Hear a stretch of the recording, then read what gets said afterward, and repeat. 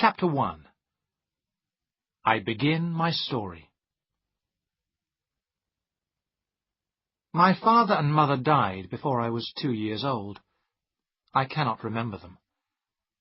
My father died first, fighting in the war against the French in 1815. My mother died a few months afterwards. My cousin Ambrose, who was 20 years older than me, became my guardian. He looked after me as if I was his son. From the beginning, I loved Ambrose more than anyone else in the world. Ambrose Ashley was a rich, unmarried man. He lived in a beautiful old house in the west of England. The house was near the sea, and there was farmland all round it.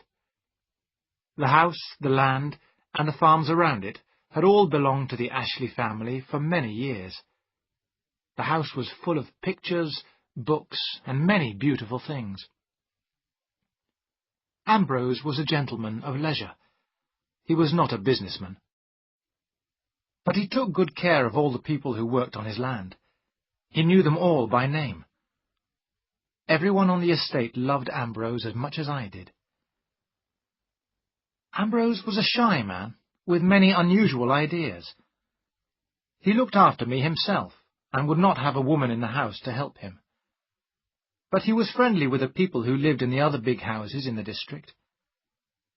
Some of his neighbours did not understand Ambrose, but they all liked him. As I grew older, Ambrose and I became more like brothers.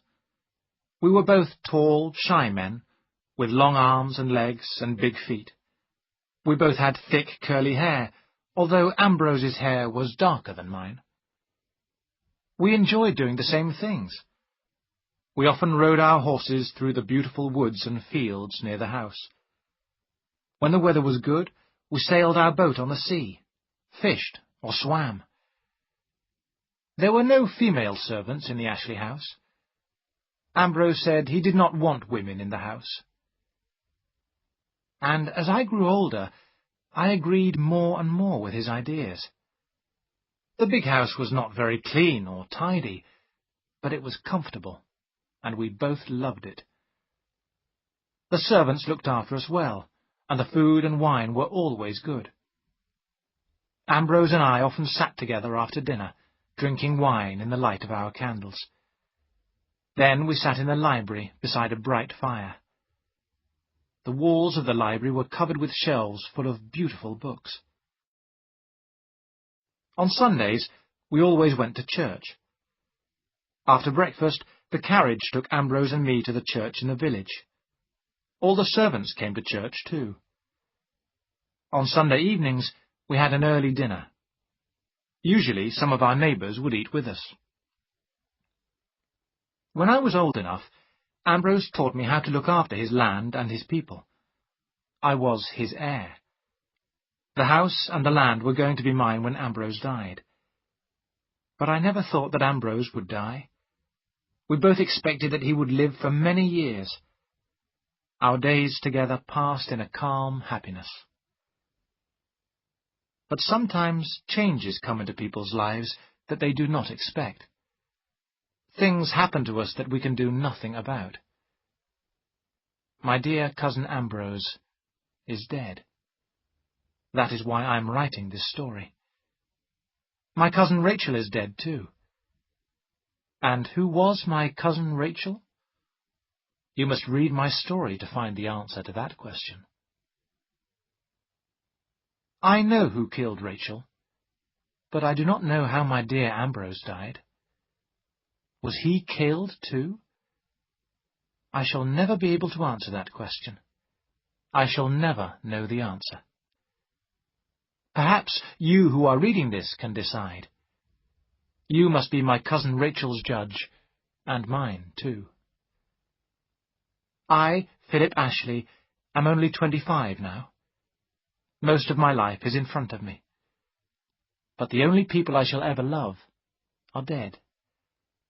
I cannot live with my thoughts any longer. I must write down everything that happened, everything about Ambrose, my cousin Rachel, and myself.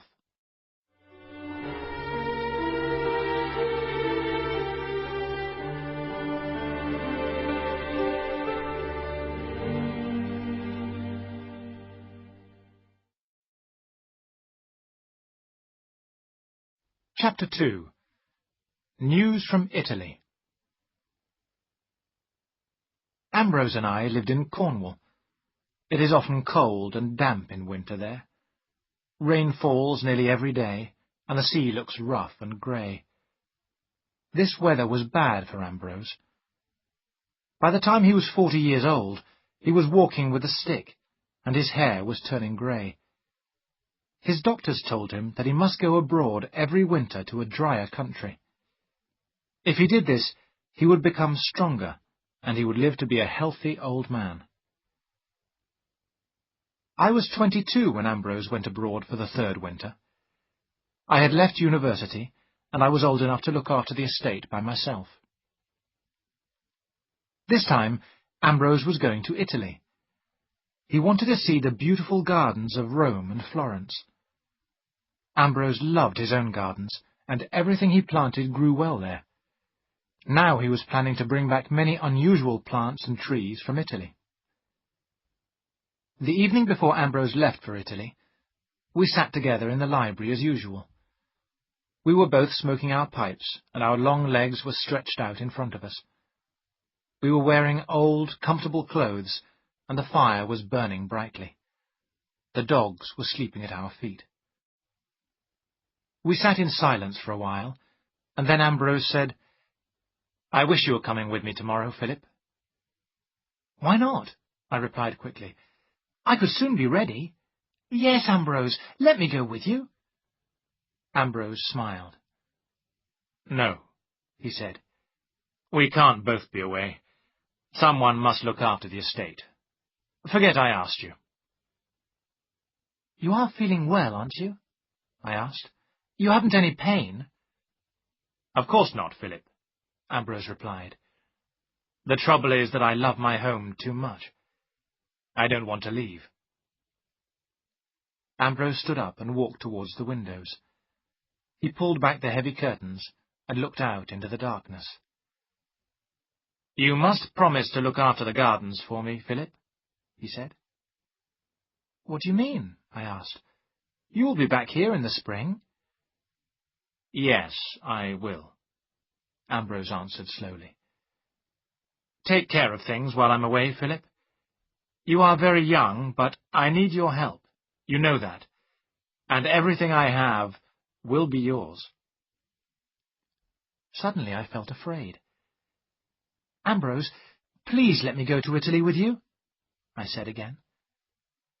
"No, Philip, that's enough," Ambrose said with a smile. "Go to bed." That was all.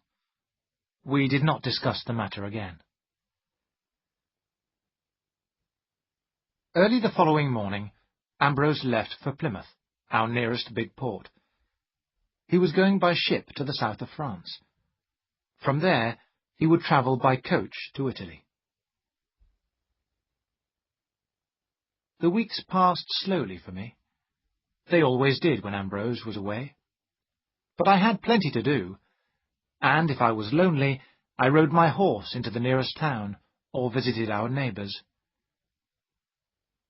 The first letter from Ambrose arrived in the middle of November. He was well and happy. The journey by ship had gone well. At Christmas, Ambrose wrote to say that he had reached Florence. It was in this letter that he wrote about his cousin Rachel for the first time. He told me that our family and her family were related. Rachel's father and mother were both dead.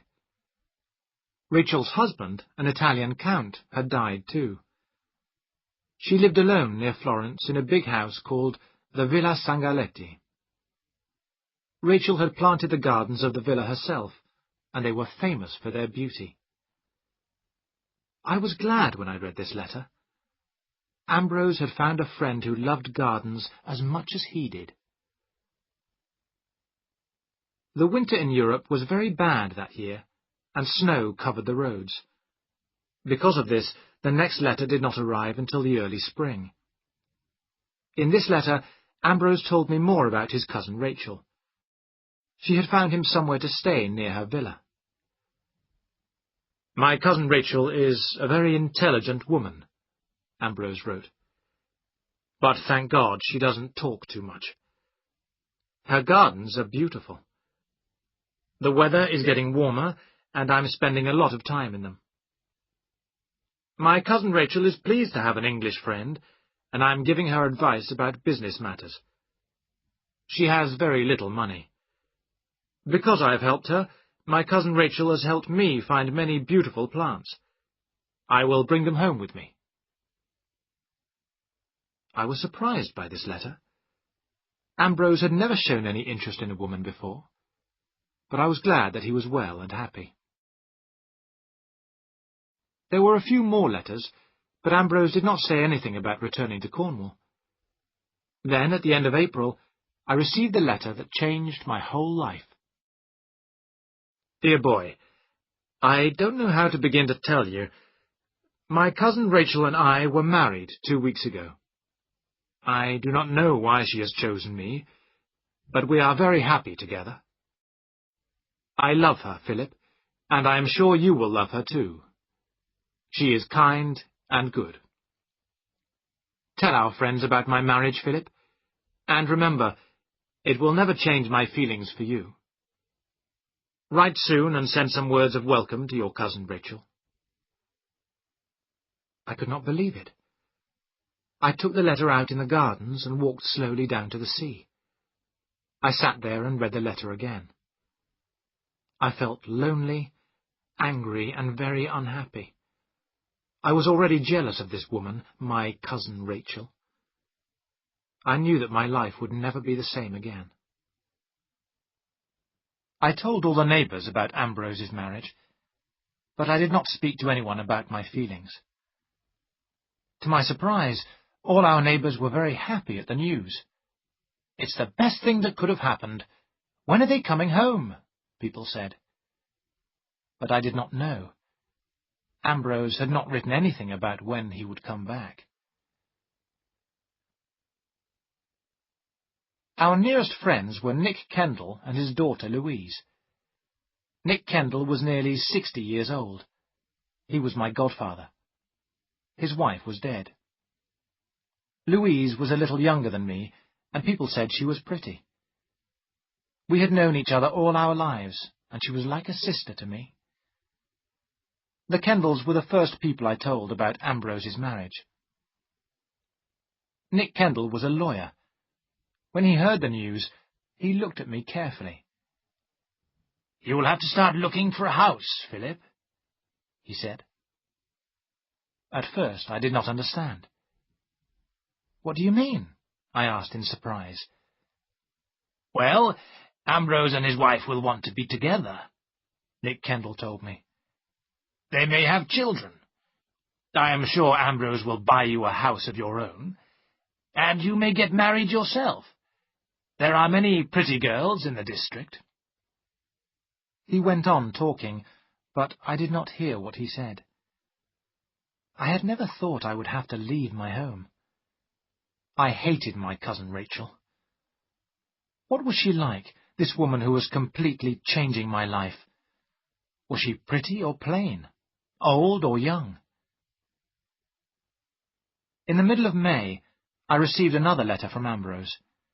He said that he and my cousin Rachel were staying in Italy for the summer. I was so happy. Thank God, this woman was not going to come to the house yet. I began to enjoy life again. The summer passed and winter came. Ambrose did not return. He continued to write to me, but his letters changed. I began to feel that he was not happy. The summer and autumn were very hot in Italy that year. Ambrose was having terrible headaches. He had never had headaches before. But he said nothing about coming home. The second winter passed, and then the spring. Ambrose had been married for more than a year now. Many weeks passed, and I did not receive a letter. I began to worry. At last, a letter came in July. But it made me more worried than before. I got on my horse at once and rode over to Nick Kendall's house to show him the letter. The writing was so bad that we could hardly read it. Ambrose wrote to say that he had a terrible illness. He wrote about his fear of Italian doctors and of a man called Rinaldi. He also seemed to be afraid of his wife, Rachel. "These are the words of a very sick man," Nick Kendall said slowly. "A man whose mind is very disturbed. You do not know this, Philip, but Ambrose's father died of a tumour of the brain. In the last weeks of his life, he was sometimes like a madman. I hope that Ambrose—" Then Nick Kendall looked at me and said, "I think you had better go to Italy, Philip. You must find out what is happening." I knew immediately that I had to go to Italy. I did not look forward to the long journey in a strange country. I could not speak French or Italian, but I knew I had to go. I went home and got ready to leave. Seacombe, our head servant, was going to look after the house while I was away. I did not tell him about Ambrose's illness. I was in the carriage ready to leave when a last letter arrived from Ambrose. It was very short and almost impossible to read. "For God's sake, come quickly," Ambrose had written. "Rachel, my torment has won. I am dying. Come quickly, or it will be too late." I began my journey with a terrible fear in my heart. It was the 10th of July. I knew I could not reach Ambrose until the middle of August.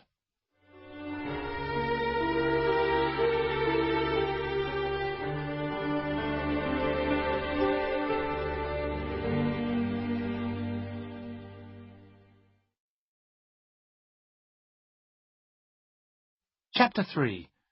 The Villa Sangaletti. I had a terrible journey. The roads were noisy and dirty. The weather got hotter every day. By the time I reached Florence, it was the 15th of August. I found a room in a hotel and washed and changed my clothes. When I went out again, the streets were full of people. It was about 4 o'clock in the afternoon and still very hot. I stopped the carriage. "Villa Sangaletti," I said to the driver. He nodded and pointed up the hill. The horse pulled the carriage slowly up a long, twisting road. At last the driver stopped in front of a gate in a high wall. I made signs to him to wait. There was a bell beside the gate, and I pulled it hard. I waited a few moments, but no one came. I rang the bell again. I heard the sounds of a dog barking and a child crying. It was very hot. Then I heard footsteps, and the gate slowly opened. A servant woman stood in the gateway. There was a long, wide path behind her. It led to the villa. "Villa Sangaletti? Signor Ashley?" I asked. The woman tried to shut the gate, but I pushed past her. A man appeared, and the woman shouted to him in Italian. I heard the words, "Ashley, Inglese." The man stared at me. "I speak a little English, signore," he said. "Can I help you?" "I have come here to see Mr. Ashley," I said. "Are Mr. and Mrs. Ashley at the villa?" The man looked worried. "Are you Signor Ashley's son, signore?" he asked. "No," I said. "I'm his cousin. Tell me, quickly, is he at home?" "You are from England, signore?" the man asked slowly. "You have not heard the news. Signor Ashley, he died 3 weeks ago. Very sudden. After the funeral, the Contessa, his wife, shut up the villa and went away. We do not know if she will come back again." I did not say anything. There was nothing I could say. "Signor," the man said kindly, "I will open the villa for you. You can see where Signor Ashley died." I was not interested in where I went or what I did. The man began to walk up the path, taking some keys from his pocket. I followed. The villa was very beautiful. All the windows were closed and shuttered. The man opened the big door. He and the woman began to open the shutters. The rooms were large, and the air was dry and dusty. "The Villa Sangaletti is beautiful, signore. Very old," said the man. "The Signor Ashley, this is where he sat. This was his chair." I looked at the chair. I could not think of Ambrose in this house, in this room. I went to the window. Outside there was a little courtyard. It was open to the sky, but shaded from the sun. In the middle of the courtyard there was a fountain and a little pool. A laburnum tree stood beside the pool. Its golden flowers had died, and its small green seeds lay on the ground. "Signor Ashley, he sat here every day," the man said. "He liked to listen to the water falling. He sat there under the tree. In summer they always sat here, Signor Ashley and the Contessa. They drank their tisana here after dinner, day after day, always the same." It was very cool there in the courtyard, and very, very quiet. I thought of how Ambrose had lived at home, walking, riding, always cheerful and busy. "I will show you the room where Signor Ashley died," the man said quietly. I followed him upstairs into the plain, bare room. I looked at the small, hard bed where Ambrose had died. "He died suddenly," the man told me. "He was very weak from the fever, but sometimes he shouts like a madman. Then one morning the Contessa called for me. He was lying very still. It was the sleep of death. He had a peaceful face. The pain and the madness had all gone." "Madness? What do you mean?" I said. "The madness of the fever," the man replied. "He suffered much pain. Sometimes I had to hold him down in his bed. Then came the fever and the madness. I tell you, signore, it was terrible to see." I turned away. "Why was nothing done?" I said. "Why did Mrs. Ashley let him die? What was this illness? How long did it last?" "At the end it was very sudden, like I told you," said the man. "But he had been very ill all winter. And he was sad. All winter he was sad." We walked through another room and out onto a long terrace. In front of us were the most beautiful gardens I had ever seen.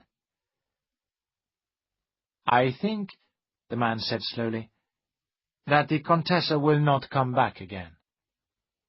Too sad for her. Signor Rinaldi told us that perhaps the villa will be sold." "Who is Signor Rinaldi?" I asked quickly. "He arranges things for the Contessa," the man replied. "Money, business, everything. I give you his address. He speaks English very well." He closed the shutters. We walked downstairs again and stood by the big door. "What happened to his clothes?" I asked. "Where are his books, his papers?" "The Contessa took everything with her." "And you don't know where she went?" I asked. The man shook his head. "She has left Florence. That is all I know. Signor Ashley was buried here in Florence, signore. Then the Contessa left." The woman suddenly spoke to her husband and opened a chest near the wall. She came back carrying a big straw hat, Ambrose's hat, the hat that he had sometimes worn at home in the sun. The woman gave it to me, and I stood there with it in my hands. "Take it with you, signore," the man said softly. "It is yours now."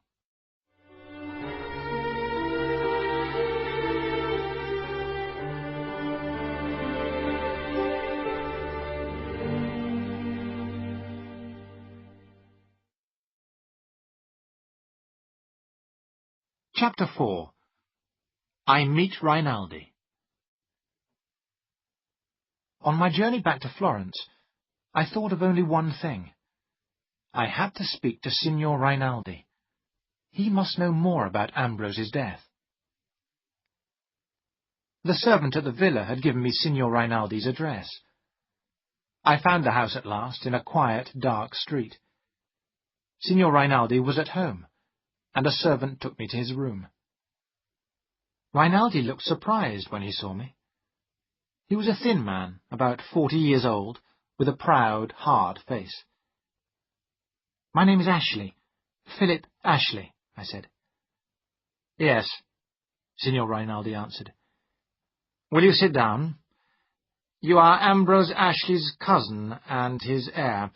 You look very like him. I did not expect to see you here. When did you arrive in Florence?" "This afternoon," I replied. "I have been to the Villa Sangaletti." Signor Rinaldi smiled. "Then you have not seen your cousin Rachel?" he said. "She left Florence very suddenly. Your cousin's death was a great shock to her." "It was a shock to me, too, Signor Rinaldi," I said. "Why wasn't I told about Ambrose's illness?" "Mrs. Ashley always hoped he would get well," Rinaldi answered. "She did not want to worry you." "But I had these letters," I said. "That is why I came to Florence." And I handed Rinaldi the last 2 letters from Ambrose. When he had read them, Signor Rinaldi said slowly, "Yes, the doctors warned Mrs. Ashley of this." "What do you mean?" "They told her that your cousin had a tumour on his brain. That is why he wrote those letters. First the tumour destroyed his brain, and then it killed him." I shook my head. I could not believe it. Rinaldi held out a paper. "This is a copy of the death certificate," he said. "I sent another copy of it to you in Cornwall and one to Mr. Kendall. As your guardian, he had to be told about Ambrose's death." "Mr. Kendall is my guardian?" I asked in surprise. "Ambrose never told me that." "It is in your cousin's will," Rinaldi replied. "Mr. Kendall will explain when you return home." "But what about these letters?" I cried. "Ambrose wrote them to warn me. He was not sick, but in great danger." "Your cousin Ambrose was sick in his mind," Rinaldi answered. "His sickness gave him strange ideas. Because Mrs. Ashley was with him all the time, he suspected her.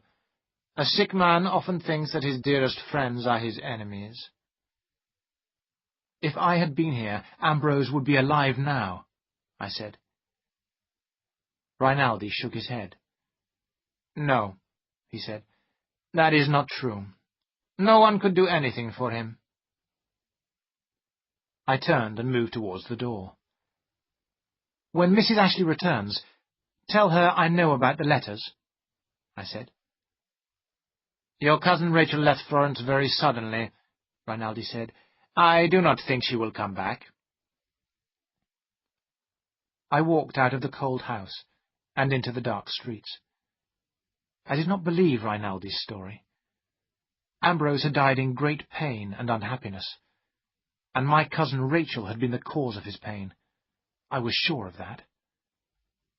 I promised myself that one day I would bring pain and unhappiness to my cousin Rachel. I would punish this woman who had killed my dear Ambrose, far away from his home and his friends.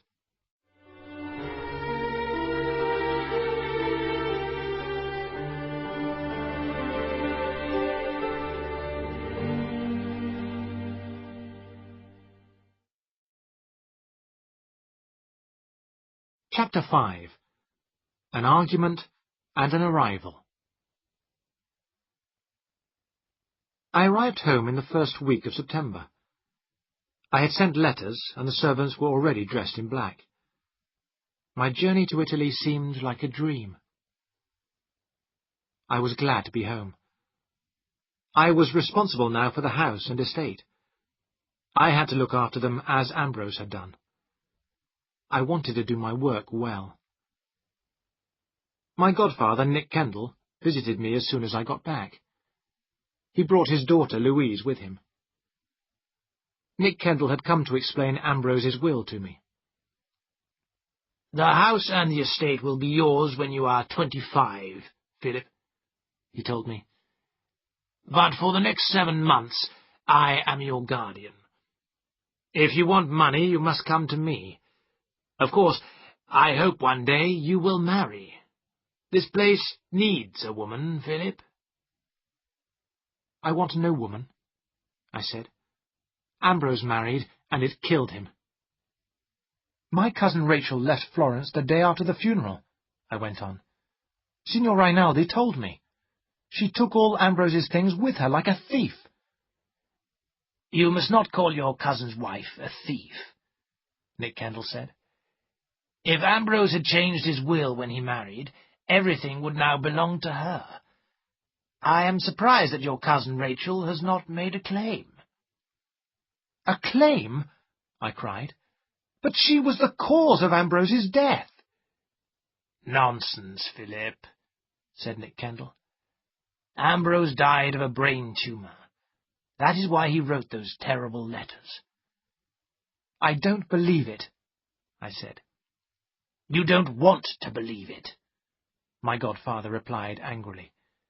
"Keep those ideas to yourself, Philip. If you don't, there will be trouble." I said nothing. I did not see the Kendalls again for nearly 2 weeks. Then Nick Kendall asked me to go and see him. I found him in his study, a letter in his hand. "Well," he said slowly, "I have news for you, Philip. This is a letter from your cousin Rachel. She has come to England with Ambrose's things. She asks for nothing. She only wants to see the house that Ambrose lived in.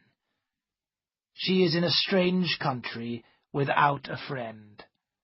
You ought to see her, Philip." I smiled. "Of course I'll see my cousin Rachel," I said in a hard, cold voice. "I want to see her very much. Tell her that when you write to her. Tell her that Philip Ashley invites his cousin Rachel to his home." Nick Kendall understood my feelings. "You have become very hard, Philip," he said. "I hope you will not say anything stupid when Mrs. Ashley is here. She was your cousin's wife. You must remember that." I went out into the garden and saw Louise walking there. When I told her about my cousin Rachel's visit, she was very surprised. "No woman has stayed in that house for 20 years, Louise said. "Think how dusty and untidy it is." "It was good enough for Ambrose," I said. "She won't think about the house when I begin to question her. She'll cry, and I'll be pleased." But when I got home, I changed my mind. I wanted to show my cousin Rachel that I was a gentleman. I wanted her to know that I was a man who looked after his property. I spoke to the head servant, Seacombe. He agreed that the whole house must be cleaned before Mrs. Ashley arrived. "We must make Mrs. Ashley welcome," Seacombe said. "Shall I prepare Mr. Ambrose's room for her?" "Certainly not," I said. "I am moving into Mr. Ashley's room. Get the blue room ready for Mrs. Ashley." On the day my cousin Rachel arrived, the house looked completely different. Everything was clean and tidy. Seacombe had got out all the silver and cleaned it. Tamlin, the head gardener, had filled every room with flowers. I looked around the house and then walked up slowly to the blue room. The dogs followed me.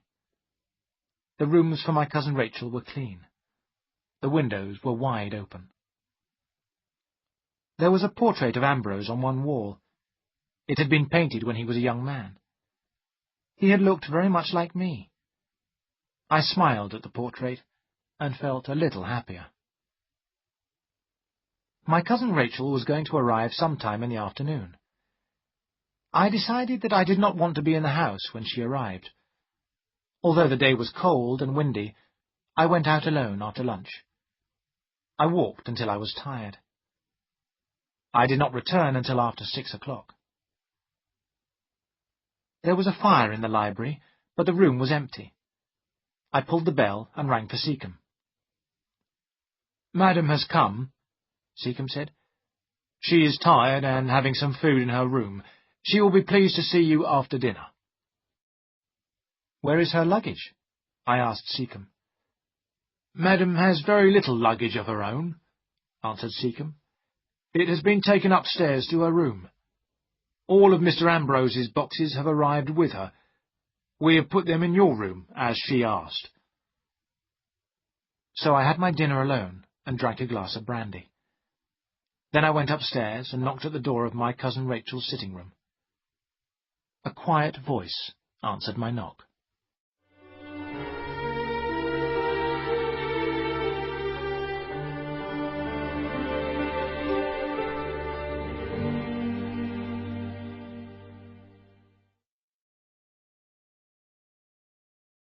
Chapter 6. Tea with my cousin. I went into the room. Everything was neat and tidy. The candles had been lit, but the curtains were still open. The dogs were in front of the fire. A woman was sitting with her back to the door. "Good evening," I said. She turned at once, got up, and walked towards me. Now at last I was face to face with my cousin Rachel. She was a small woman, dressed completely in black. Her dark hair was very neat. As she looked at me, her large dark eyes opened wide in surprise. "I hope you are rested," I said awkwardly. "Thank you, Philip. Yes." She sat down by the fire, and the old dog, Don, laid his head on her knee. "Don is your dog, isn't he?" she said. "Is it true that he is almost 15? "Yes," I said. "Ambrose gave him to me on my 10th birthday." "I know," she answered softly.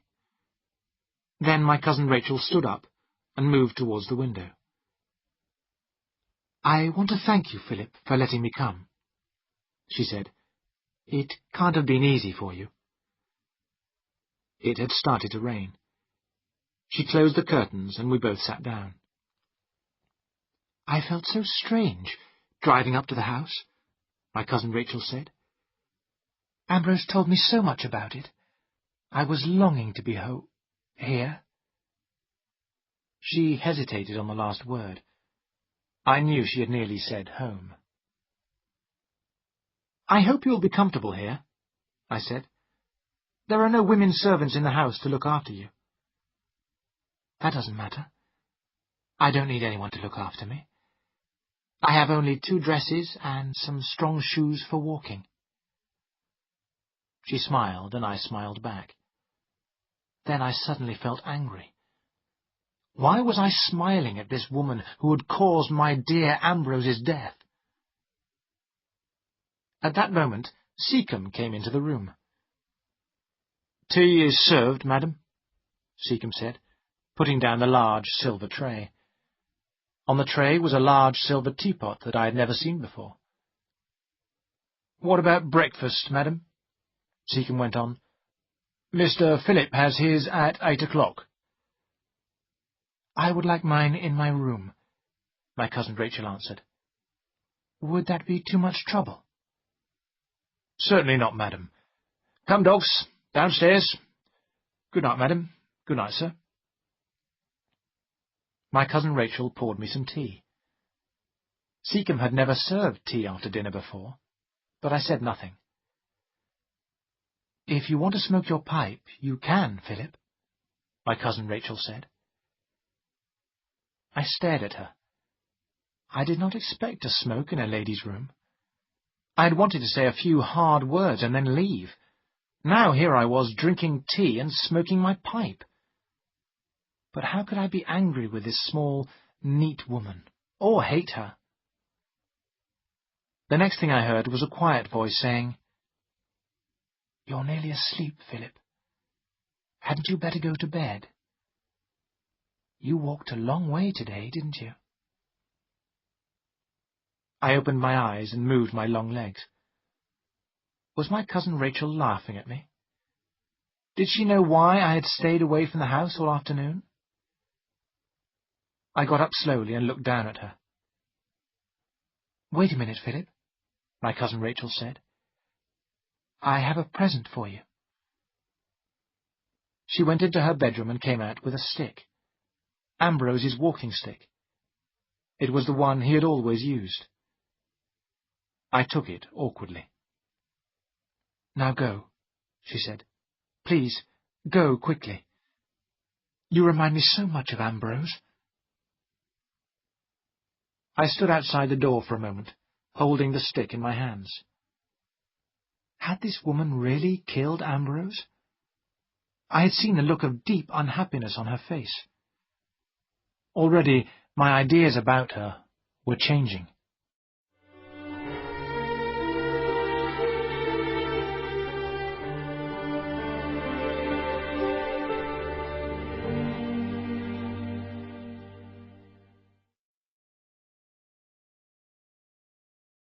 Chapter 7. A Strange Conversation. The following day was Saturday. I paid the men their wages, as Ambrose had always done. But Tamlin, the head gardener, was not there. I was told that he was in the garden somewhere with the mistress. I found them putting new plants into the ground. "I've been here since 10:30, my cousin Rachel said with a smile. "These are some of the plants Ambrose and I found in Italy. I had to put them into the ground quickly. Tamlin has been helping me." "And I've learned a lot of things this morning, Mr. Philip," Tamlin said. "Mrs. Ashley knows far more about these plants than I do." After lunch, I took my cousin Rachel around the estate. She sat on a quiet horse, and I walked beside her. She wore a black dress and a black shawl round her head. She looked very proud and very Italian, not like an Englishwoman at all. To my surprise, my cousin Rachel knew the name of every field and farm on the estate. As I walked by her side, we began to talk about the gardens of my cousin Rachel's villa. "When I was married to my first husband," she said, "I was not happy. So I spent my time planning the gardens of the Villa Sangaletti. I would like you to see them, Philip." I looked up in surprise. Didn't my cousin Rachel know that I had been to Florence and seen the villa? I thought my godfather had told her in his letter. I began to speak, but the horse moved on, and it was too late. I was very quiet on the way home. After dinner, we sat down together by the library fire. My cousin Rachel was sewing.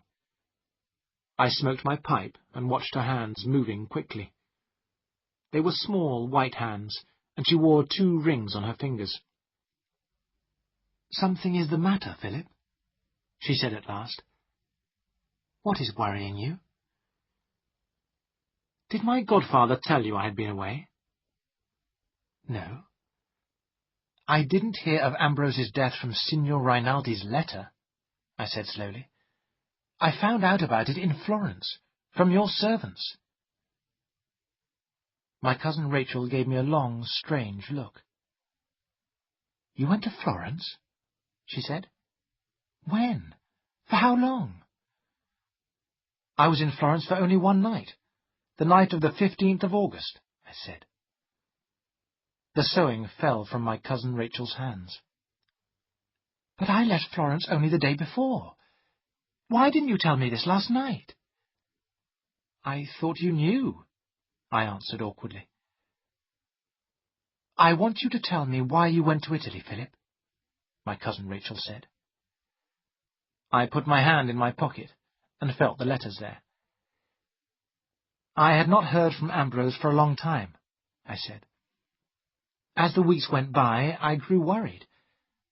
Then in July a letter came, a very strange letter. I showed it to Nick Kendall. He agreed that I should go to Florence at once. As I was leaving, there was another letter. I have them both in my pocket. Do you want to see them? Not yet. Tell me what you did in Florence. I went to the Villa Sangaletti. When I asked for Ambrose, the servants told me he was dead. You had gone away.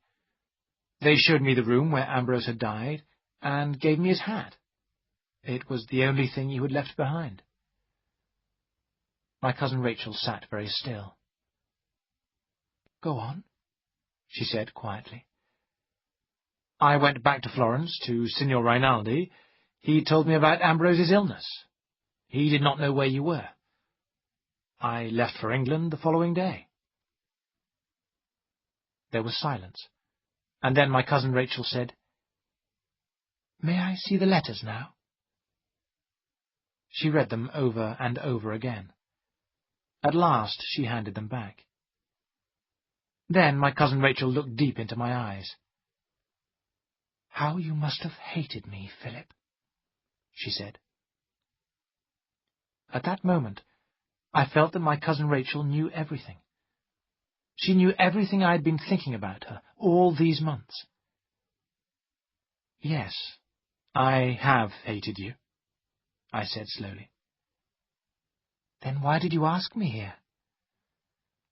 To accuse you of breaking his heart, perhaps? A kind of murder? I wanted to make you suffer, to watch you suffer.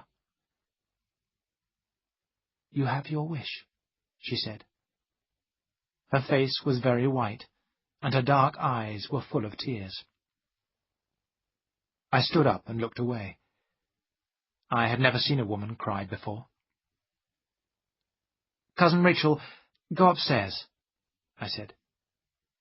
But she did not move.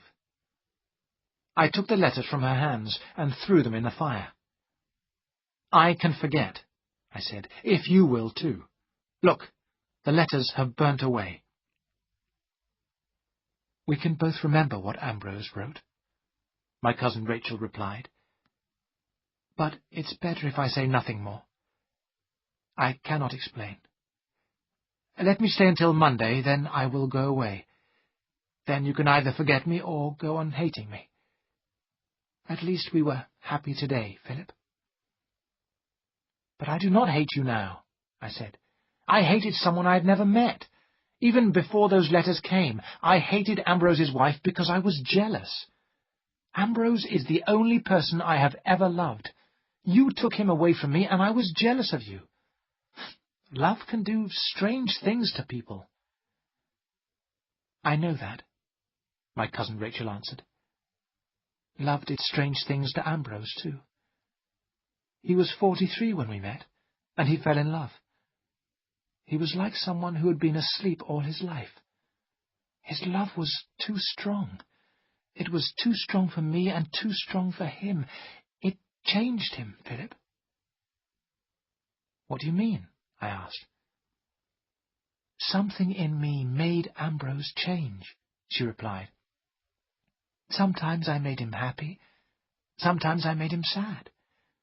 Then he became ill. You were right to hate me, Philip. If Ambrose hadn't met me, he would be alive today. She looked at me and smiled sadly. Perhaps I was jealous of you too, Philip, she said. He was always talking about you. Sometimes I grew very tired of hearing your name. She stopped talking and picked up her sewing. If you wish, we can talk again tomorrow, my cousin Rachel said. Then on Monday I shall leave. Nick Kendall has invited me to stay in his house. But I don't want you to go, I said. There are so many things to do together. As I looked down at her, her eyes seemed to see through me and understand all my thoughts. Light me a candle, she said. I must go to bed. Then she stood above me on the stairs, looking down at me. You don't hate me any more? She asked. No. And are you still jealous of me, or is that forgotten too? My cousin Rachel laughed. "I was never jealous of you," she said. "I was jealous of a spoilt boy whom I had never met." Suddenly, she bent down and kissed me. "Your first kiss, Philip," she said. "I hope you like it." I watched her as she walked up the stairs, away from me.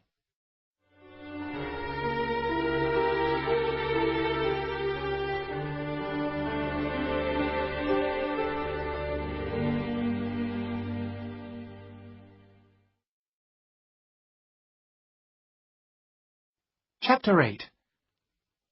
2 Letters. On Sundays, Ambrose and I had always gone to church. This Sunday, my cousin Rachel agreed to go with me.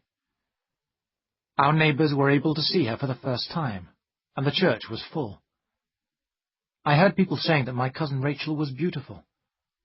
This surprised me very much. As usual, the Kendalls and the vicar and his family came to dinner. I had never enjoyed these visits, but to my surprise, the afternoon was a great success. The time passed quickly. How I wished Ambrose had been with us. Everyone enjoyed themselves except, I think, Louise. She said very little and did not smile once. When our guests left at 6 o'clock, my cousin Rachel and I went back into the library. "Well, Philip," my cousin Rachel asked me, "have you enjoyed yourself?" "Yes, but I don't know why," I answered. "Everyone seemed more interesting than usual." "When you marry Louise, it will always be like that," my cousin Rachel said with a smile. "A man needs a wife when he is entertaining." I stared at her. "Marry Louise?" I repeated in surprise. "I'm not going to marry Louise, or anyone." "Aren't you?" my cousin Rachel replied. "Your godfather thinks you are, and Louise does too. She will make you a good wife. When I am gone, you will need a woman here." "But you are not going, cousin Rachel," I told her. "What is wrong with this house and with me?" "Nothing." "Tomorrow you must begin visiting," I went on. "Then our neighbours will visit you. You will have many things to do here." "I don't think I really like that idea," said my cousin Rachel, standing up. "It would be better if I gave your neighbours Italian lessons. I am a poor widow, and shall need money soon." I laughed. "Then you must marry or sell your rings." I knew at once that I had been very rude. It was true that my cousin Rachel had nothing. She could not live without money. I called the dog and went out into the garden. I felt very stupid, and I stayed away from the house until it was dark. As I was walking, I had an idea. Some money must be given to my cousin Rachel, but I would not tell her that it was my idea. When I turned back to the house, I saw that the windows of Rachel's bedroom were open. "Why are you walking in the dark, Philip?" a soft voice asked. "Are you worried about anything?" "Why, yes," I answered. "I'm afraid you must find me very rude and stupid." "Nonsense, Philip. Go to bed." Something fell at my feet. It was a flower. The window was closed quietly.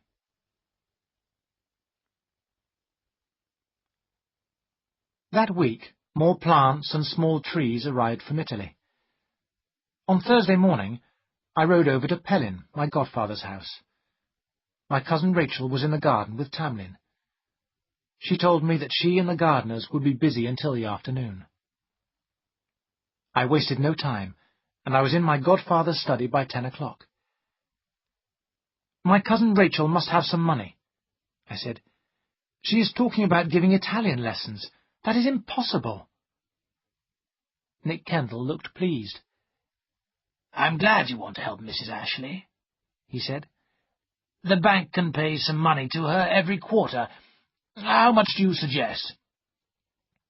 When I told him, my godfather looked surprised. "That may be too much, Philip," he said slowly. "Ambrose would have wanted me to be generous," I said. "Write me a letter for her, and write a letter to the bank." "You are as impulsive as Ambrose," Nick Kendall said. But he wrote the letters. "I will take the letter to the bank," I said, "but I don't want Cousin Rachel to know that I have arranged this. Will you send a servant to my house with a letter for her?" Nick Kendall agreed. As I was leaving, I saw Louise. "I can't stop," I said at once. "I have come on business." Louise looked at me coldly. "And how is Mrs. Ashley?" she asked. "Well and happy," I answered. "She is very busy in the garden today." "I'm surprised that you are not helping her," Louise said. "I'm sure Mrs. Ashley can make you do exactly what she wants." Louise made me feel very angry, and I left the house without another word. I rode to the bank and gave them the letter. I didn't get home until nearly 4 o'clock. I did not see my cousin Rachel. I rang the bell for Seacombe. He told me that Mrs. Ashley had worked in the gardens until 3 o'clock. Then she had asked for water for a bath. I decided to take a bath too, and I asked for an early dinner. Later, I went to my cousin Rachel's sitting room. I was feeling very happy. She was sitting on a stool by the fire. She had washed her hair, and she was drying it. "Come and sit down," she said. "Why are you staring at me? Have you never seen a woman brushing her hair before? Wait here while I go and change my dress for dinner." My cousin Rachel was in her bedroom when Seacombe came in with a letter from my godfather. I stood up, feeling awkward. There was no sound from the bedroom as my cousin Rachel read the letter. Then suddenly she came out of the room. She looked very angry. "You made Mr. Kendall write this letter," she said. "Did you think I was asking you for money? I am angry and ashamed." "Ashamed?" I repeated. "I would be ashamed if Mrs. Ambrose Ashley had to give Italian lessons. What would people think of Ambrose? The money is yours. Take it." I was angry now. We stood staring at each other. Then my cousin Rachel's eyes filled with tears. She turned, went quickly into her bedroom, and shut the door loudly. That night I had dinner alone. Is that how women behaved? Did they always cry when they were angry? Thank God I had no wife. Poor Ambrose. No wonder he had been unhappy. I knew I would never marry now. After dinner, I read and then fell asleep in my chair.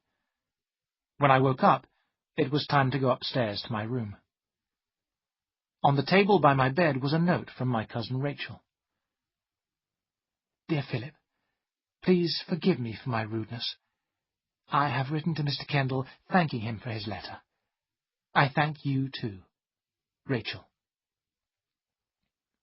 The door to her sitting room was open. I walked straight through and knocked on the bedroom door. The room was in darkness, but I could see my cousin Rachel in bed. "I want to thank you for your note and say good night," I said. "I'm sorry I made you angry. I did not want you to cry." "I cried because of what you said about Ambrose," she said. "I will take the money, Philip, but after this week I must go." "But I thought you liked it here," I said. "You seemed so happy working in the garden. You have a home here. If Ambrose had made another will, this would have been your home." "Oh, God!" she cried. "Why do you think I came?" I looked down at her. She looked very young, very alone. "I don't know why you came," I said. But I know Ambrose would have wished you to stay, perhaps to plan the gardens. Very well.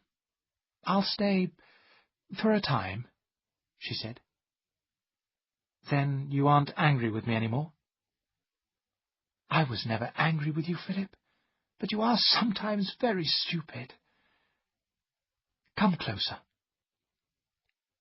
As I bent down, she took my face between her hands and kissed me. Now go to bed like a good boy and sleep well, she said. I moved to the door like a man in a dream. When I was back in my room, I wrote a short note to Nick Kendall. I told him that my cousin Rachel would take the money. Then I walked down to the hall to put my letter in the postbag. In the morning, Seacombe would arrange for the letters to be delivered. There were 2 letters in the bag. Both had been written by my cousin Rachel. One was addressed to my godfather, Nick Kendall. The other was addressed to Signor Rinaldi in Florence.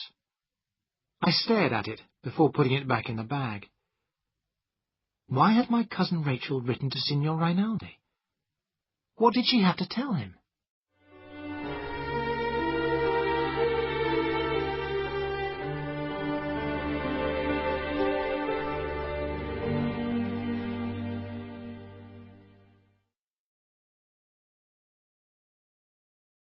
Chapter 9. We open Ambrose's boxes. Now it was October, but the weather was fine, and my cousin Rachel was able to work in the garden. We also had time to visit the tenants on the estate. They all loved my cousin Rachel. When they were ill, she gave them medicines made from herbs. Sometimes in the afternoons, our neighbours came to the house. Sometimes my cousin Rachel went to visit them. I enjoyed listening to her at dinner. My cousin Rachel told me about the people she had seen during the day. She always made me laugh. But at the end of the month, the weather changed. Rain fell every day. There was no gardening and no visiting. One morning, my cousin Rachel and I were standing at the library window. Outside, the rain was falling heavily. Then Seacombe reminded us about Ambrose's boxes. They were still in my room and had never been emptied. We began to open the boxes. The first box we opened was full of Ambrose's clothes. Suddenly my cousin Rachel was crying. Then she was in my arms, her head against my chest. "Oh, Philip, I'm so sorry," she said. "But we both loved him so much." I moved my lips against her hair. "Don't worry, Rachel," I said. "I'll do this." It was the first time I had called her by her name. She stopped crying, and we continued to unpack the boxes. We decided to give Ambrose's clothes to the tenants on the estate. Then we began to look at the books. As I opened a book on gardening, a piece of paper fell out. It looked like part of a letter written by Ambrose. "She cannot stop spending money," I read. "It is like an illness. If this goes on, my dear Philip, she will spend everything. You must tell Kendall in case—" "What have you there?" my cousin Rachel said suddenly. "That is Ambrose's writing." "It's nothing," I said, and threw the piece of paper on the fire. We continued our work in silence. That same morning, some boxes had arrived for my cousin Rachel from London. New dresses, perhaps. I remembered the words in Ambrose's letter. "It is like an illness. She will spend everything." After dinner, when we went to the library as usual, the most beautiful blue and gold cloth lay over the chairs. "Do you like it, Philip?" my cousin Rachel asked. "It's Italian. It will make beautiful curtains for your room." "Isn't it very expensive?" I asked. "Well, yes, but that isn't important. If you like it, take it, as a present from me." I thought unhappily about the letter, but I could say nothing. As we sat by the fire, my cousin Rachel began talking about her life in Italy. She spoke of the time before she had met Ambrose. I was listening with the greatest interest when she suddenly said, "What was on that paper you threw in the fire, Philip?" "It was from a letter," I said. "Ambrose was worried about money. I can't remember exactly." The worried look went from Rachel's eyes. "Was that all?" she said. "Poor Ambrose. He did not understand life in Italy. He thought I spent too much money. He was very generous until he became ill. Then he changed so much." "How did he change?" I asked. "When I wanted money for the house, he became very angry. In the end, I had to ask Rinaldi for money to pay the servants. When Ambrose found out, he refused to have Rinaldi in the house. It was a terrible time. I did not want to tell you about it, Philip. Ambrose was so ill. He trusted no one. You wouldn't have known him." "That is all over now," I said. "Don't make yourself unhappy. You cannot bring Ambrose back. This is your home now." My cousin Rachel looked into my eyes. "You are so like him," she said. "Sometimes I am afraid. You must not change too." I took her hands in mine.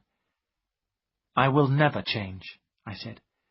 "And we must remember Ambrose as he used to be. This house belongs to all three of us now." "You are very good to me, Philip," my cousin Rachel said as she moved to the door. "I hope that one day you will be as happy as I was with Ambrose at the beginning." She went to bed, and I sat alone by the library fire. My terrible jealousy had returned. But now I was jealous of Ambrose. I was jealous because of the love that my cousin Rachel had given him.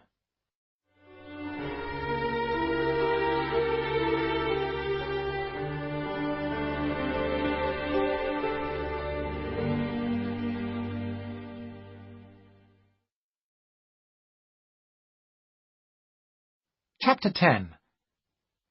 A Christmas Present. In the past, I had always disliked the winter. But with my cousin Rachel in the house, things were very different. When I was with my cousin Rachel, I was happy. When she was away from the house, I was bored.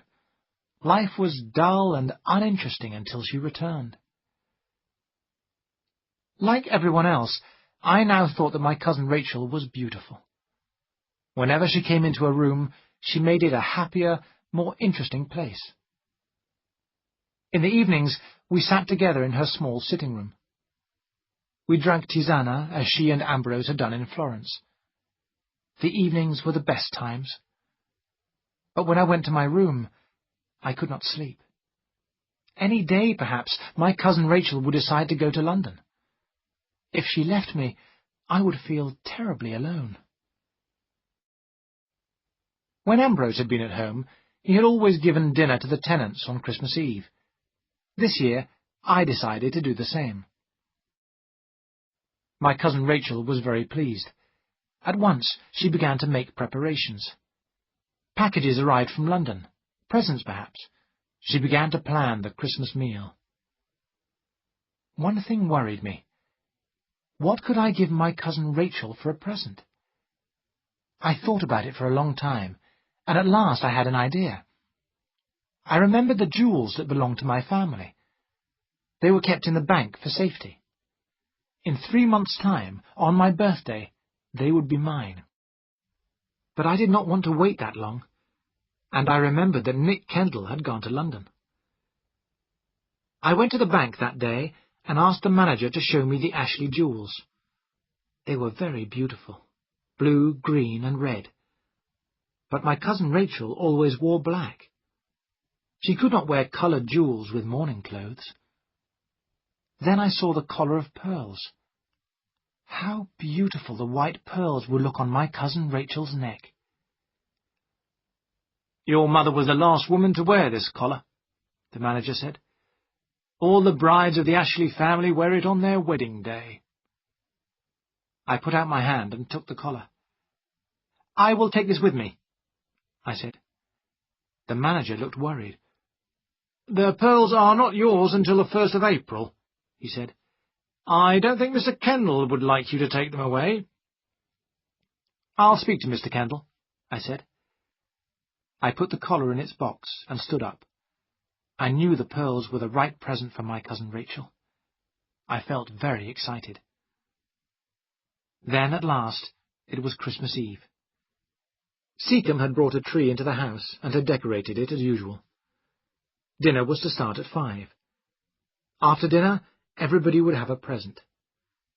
This year, my cousin Rachel was going to give out the presents with me. Before I dressed for dinner, I sent the collar of pearls to her room. With it was a note. "My mother was the last woman to wear this. Now it belongs to you. I want you to wear it tonight and always. Philip." When I was ready, I went downstairs and waited for my cousin Rachel. She came in slowly. Her dress was black, but it was one I had not seen before. The collar of pearls was round her neck. I had never seen her look so happy or so beautiful. She put her arms around me, and then she kissed me. She kissed me not as a cousin, but as a lover. This is what Ambrose died for, I thought, and for this I would happily die too. She gave me her hand, and we walked in to dinner. At first, I thought this was going to be the happiest evening of my life. I remember the food, the noise, and the excitement. My cousin Rachel had bought everyone a small present, carefully chosen. Mine was a gold chain for my keys, with our initials, P.A.R.A., hanging from it. Our plates and glasses were filled, emptied, and filled again. Then we gave everyone a present from the tree. When dinner was over, I spoke to my godfather, Nick Kendall, for the first time that evening. "Good evening, sir, and Happy Christmas," I said.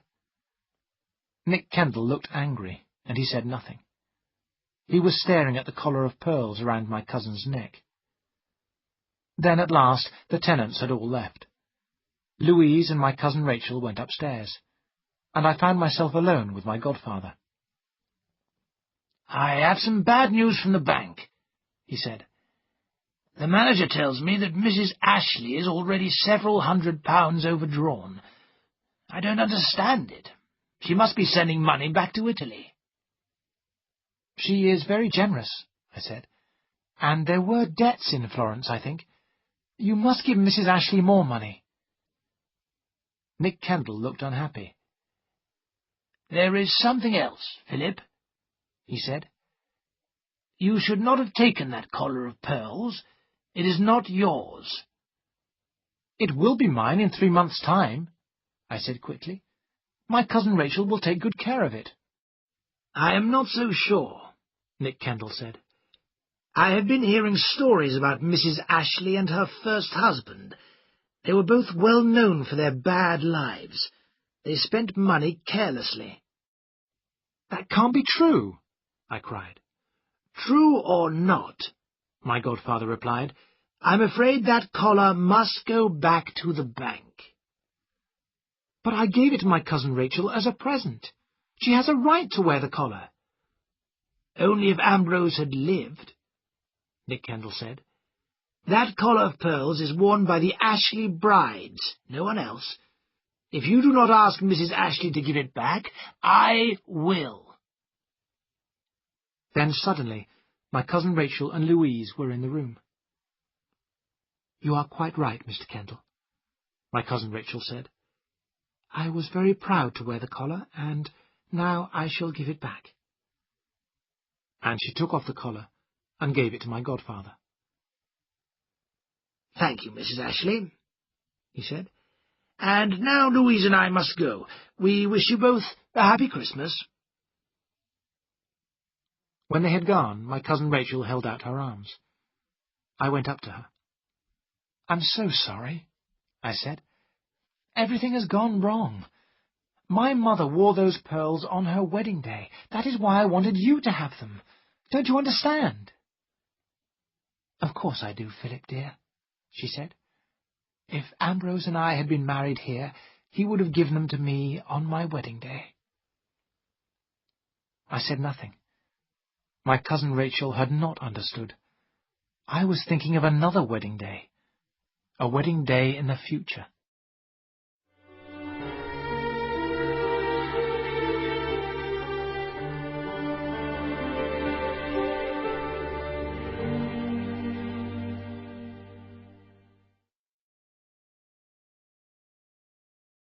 Chapter 11.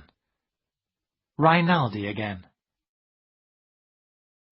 The new year began, and my birthday on the 1st of April was 3 months away. How I wanted to have control of my own money. I was tired of Nick Kendall being my guardian. However, I could spend money on the house. I decided to make it beautiful for Rachel. There were many repairs to be done. From January, I had nearly 20 men working for me. The bills for the work were sent to my godfather. Rachel and I had many plans for the gardens, too. Work had started on a sunken water garden. We had found the design for the water garden in one of Rachel's books. Because there were so many workmen in the house, we could not have visitors. My cousin Rachel and I stayed quietly at home, and I was very happy. I loved to watch Rachel move about the house. I loved to hear her voice. When her hands touched me, my heart beat faster. The first days of spring came, and the sun shone. Then something happened which took all my happiness away again. I had kept one of Ambrose's old coats to wear myself.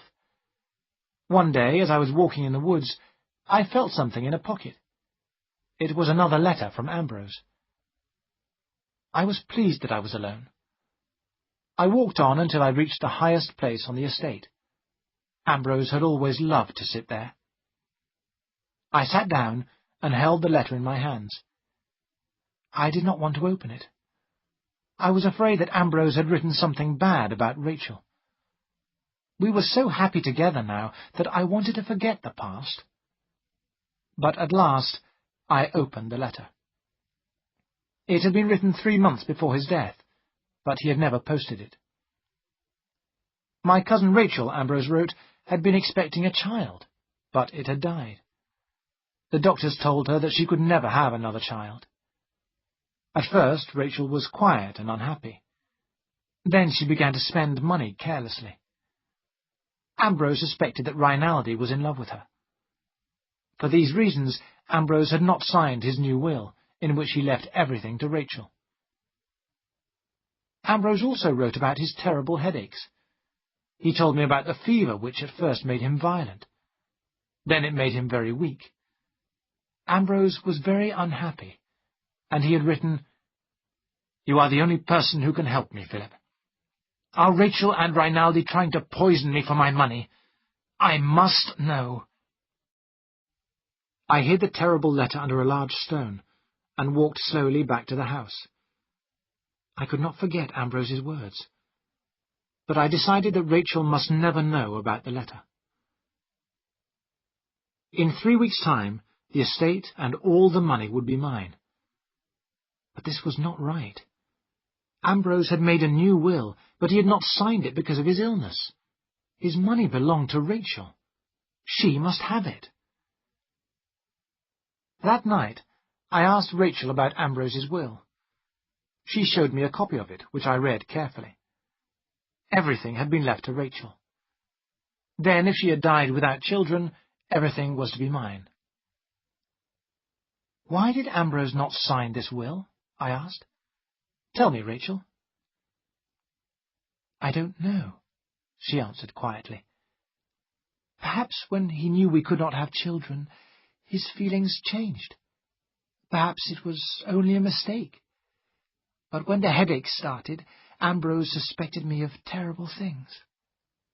I can't speak about that time. Please, leave me alone, Philip. I can't answer any more questions. I have reasons for my questions, I said. You will understand in 3 weeks' time.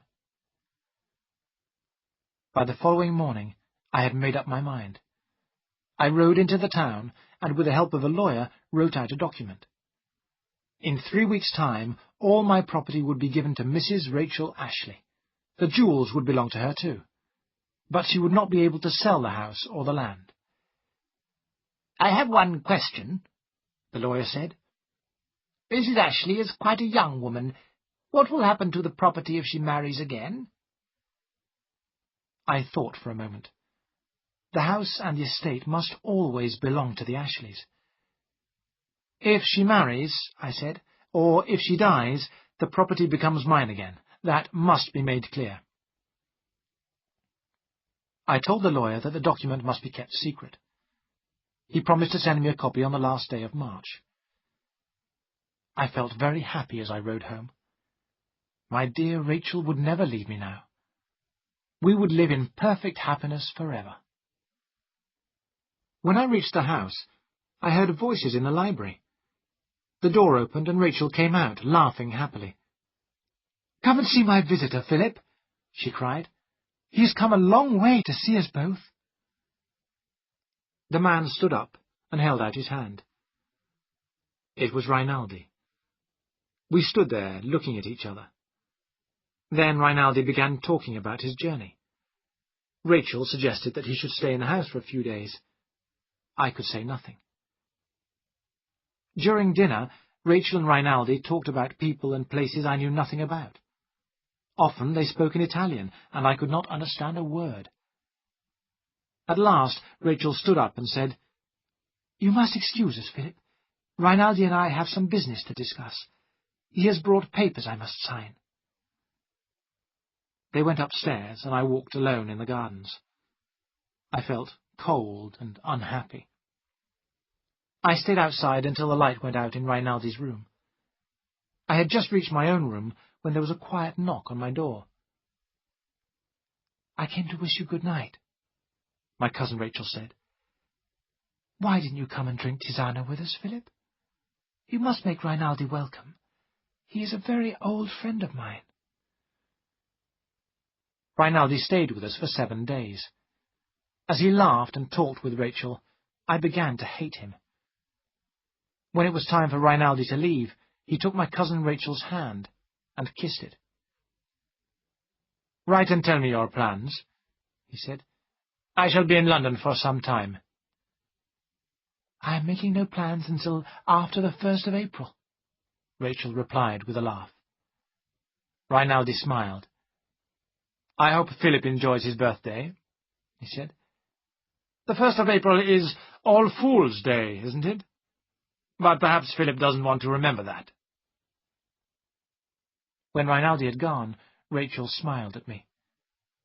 "You have been very good, Philip," she said. "Are you glad we are alone again?"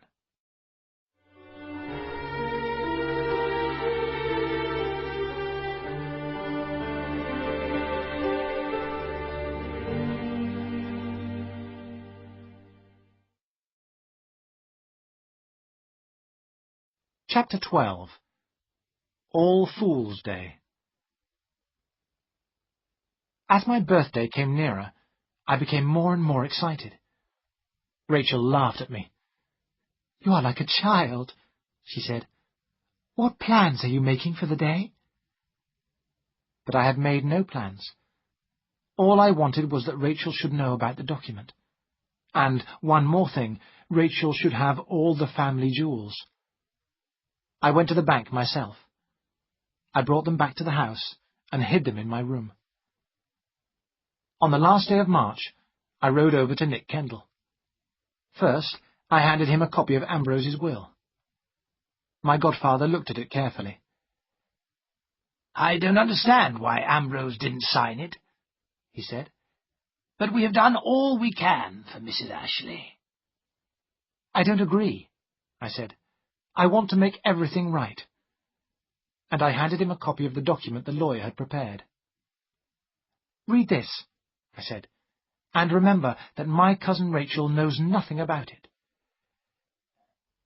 "I wish Signor Rinaldi had seen this," Nick Kendall said slowly. "He told me how careless Mrs. Ashley is with money. This document of yours gives her great power over the property. I have to ask you one question, Philip. Are you in love with Mrs. Ashley?" My face went red. "I am only doing what Ambrose wanted," I said. "Perhaps," Nick Kendall answered. "But people are talking. Mrs. Ashley should leave, get married again. She might marry you if you asked her." "I'm sure she would not," I said. Nick Kendall watched me sadly as I signed my name on the document. "There are some women who bring sadness to all those who love them," he said. "They cannot help it. I think Mrs. Ashley is one of those women." The sun was setting as I rode home. I bathed, changed my clothes, and went into the dining room. Rachel wanted to know where I had been, but I laughed and told her nothing. After dinner, I was too excited to sit still. I walked down to the sea. There was a moon, and the night was warm. I took off my clothes, and for a few minutes I swam in the ice-cold water.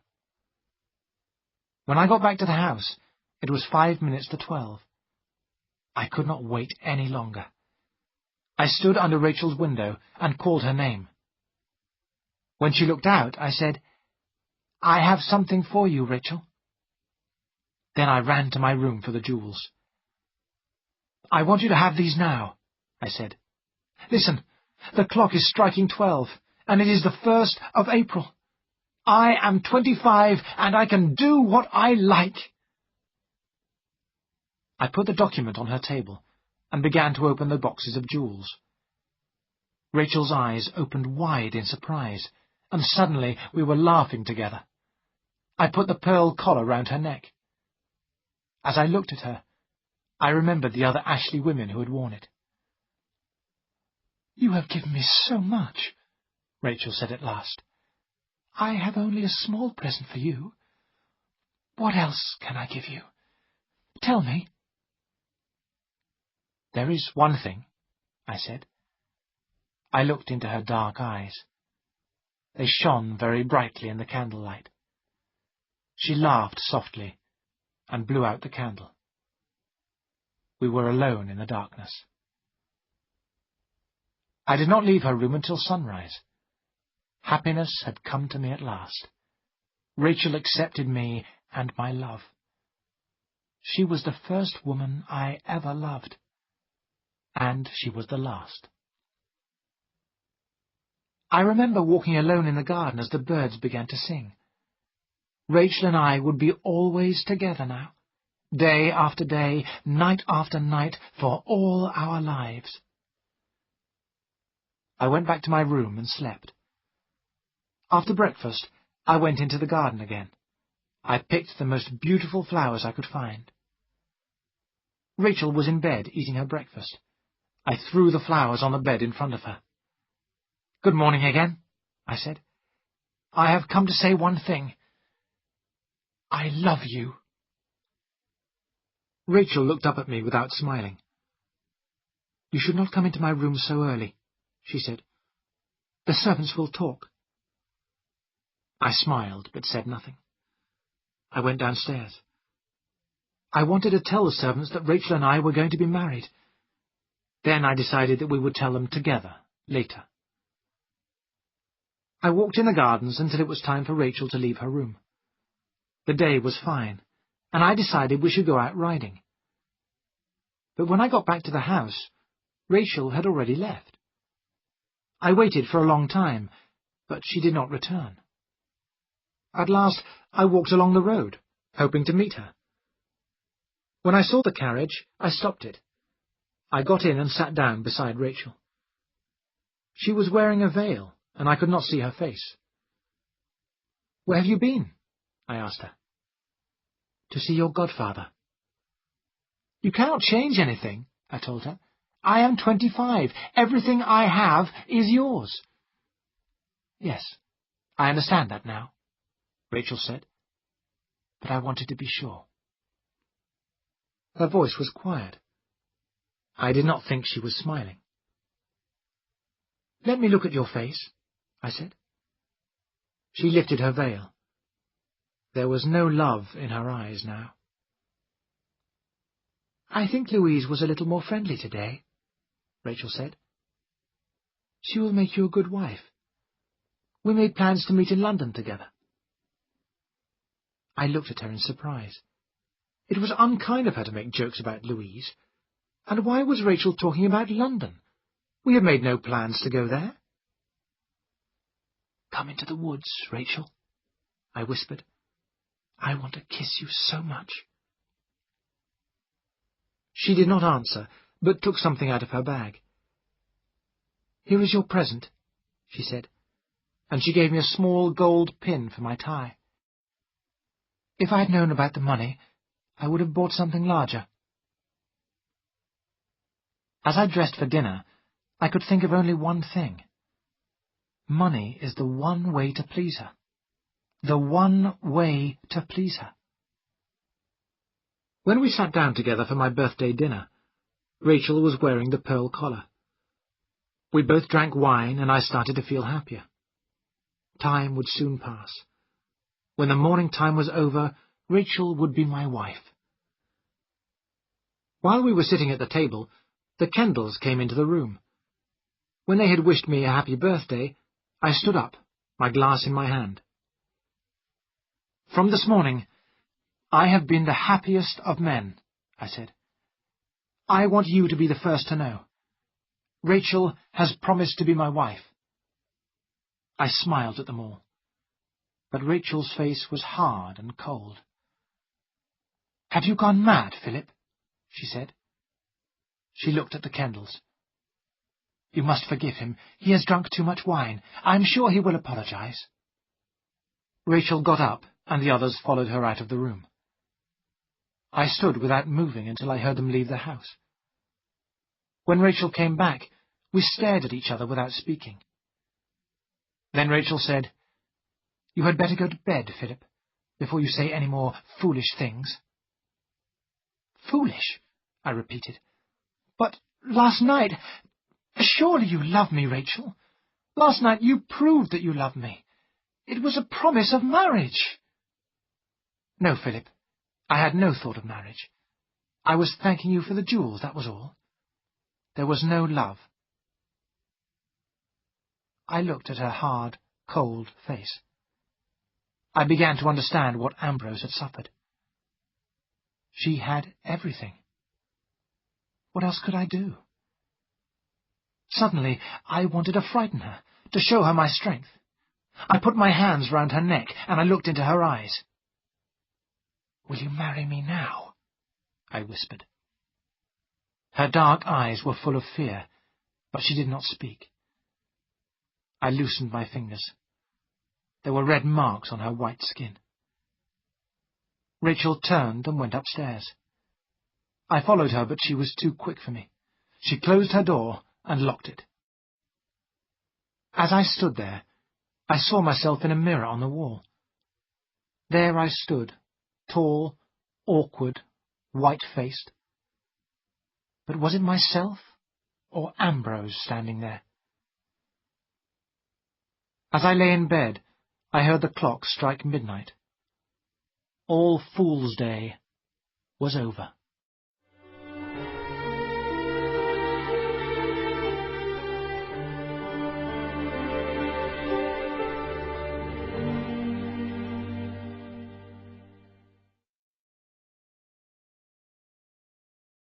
Chapter 13.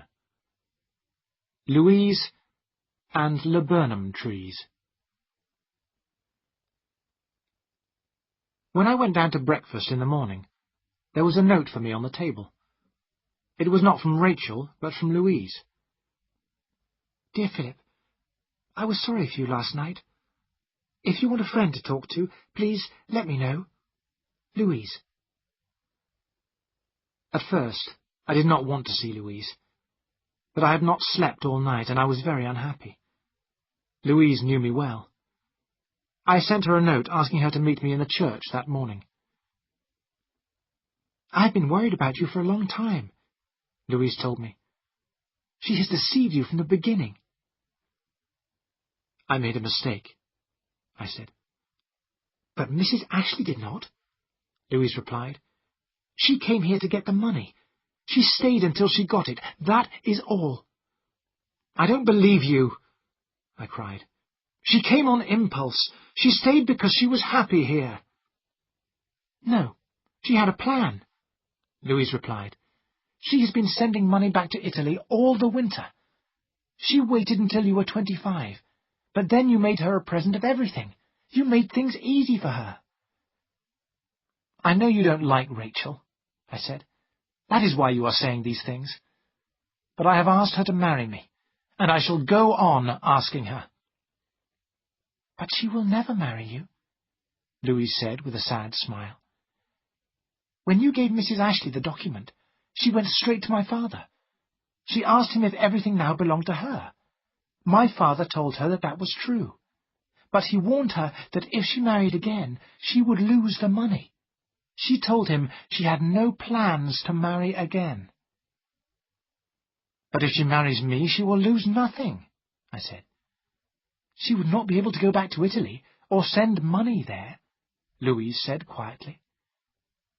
She looked at me and said, "I will go now, Philip. I have upset you deeply. I am very sorry." As I rode home, the rain began to fall heavily. When I got back, I was cold and wet. There was a note from Rachel in my room. "I have asked Mary Pascoe to stay here with me. After last night, I cannot be alone with you again." Mary Pascoe, the vicar's daughter. Mary Pascoe was a large, plain girl. Rachel and I had often laughed about her. I could not believe it. But it was true. This was the punishment for my one moment of anger. Whenever I was with Rachel, Mary Pascoe was there too. Oh, God, what had I done? By dinner time, I was feeling very ill. I went upstairs to my room. I got into bed, and the sheets felt very cold. I hoped that Rachel would come to me, but she did not. In the morning, I tried to dress, but I was too weak. My neck was stiff, and there was a terrible pain in my head. When I called for Seacombe, he took one look at me and hurried out of the room. Then my cousin Rachel was there, her face very white. "I will not hurt you, Rachel," I said. "Please, send Mary Pascoe home." "Don't talk now. Lie still," Rachel answered. Then the room was dark.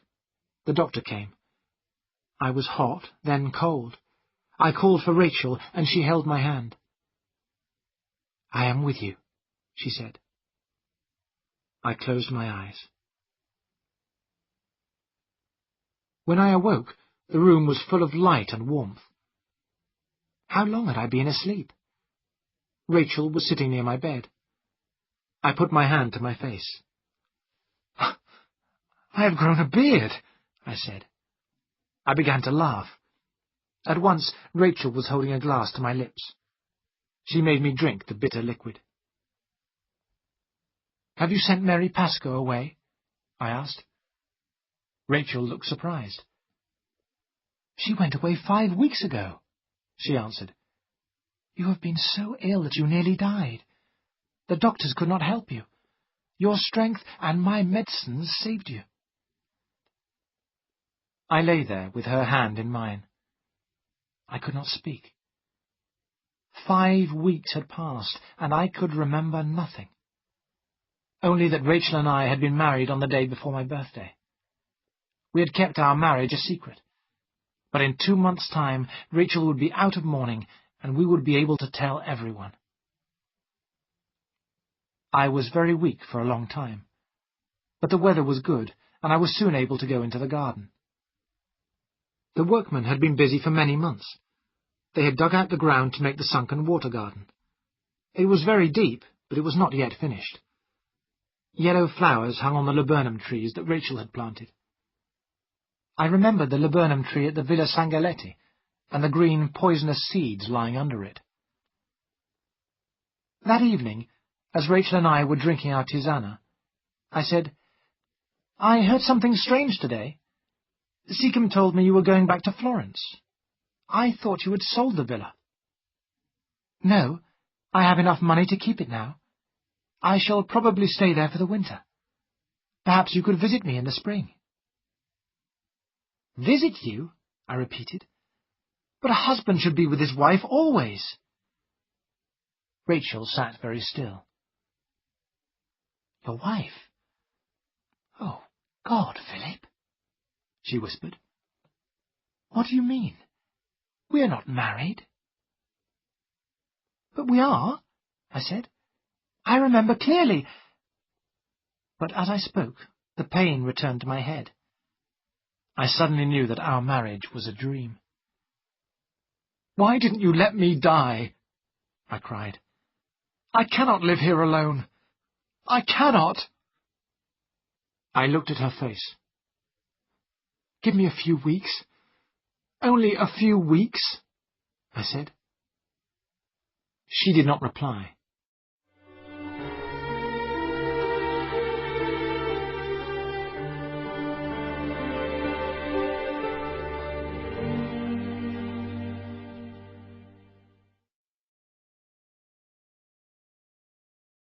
Chapter 14. What is the truth? The summer came, but Rachel did not speak of leaving. I became stronger. But sometimes the terrible pain in my head came back, and I could not think clearly. But I told Rachel nothing about it. Then Rachel began to drive into the town, 2 or 3 times a week. When I asked her about these visits, she told me that she had a lot of business to do. One day, when Rachel was busy at home, I rode into the town alone. It was Saturday, and the streets were full of people. As I walked slowly through the town, a man came out of an inn. He stood in the doorway for a moment, looking up and down the street. It was Rinaldi. That evening, as Rachel was going up to her room after dinner, I stopped her. "How long has Rinaldi been in the town?" I asked. "Why is he here?" "Because he is my friend," Rachel answered. "I know you hate him, and do not want him here. Ambrose was jealous of him. Are you, too?" "Yes," I said. "I hate Rinaldi because he is in love with you. Send him away." "Certainly not," she said. "I need him. I will have him here if I wish. The house is mine." In my anger, I took a step towards her. "Don't touch me," she cried.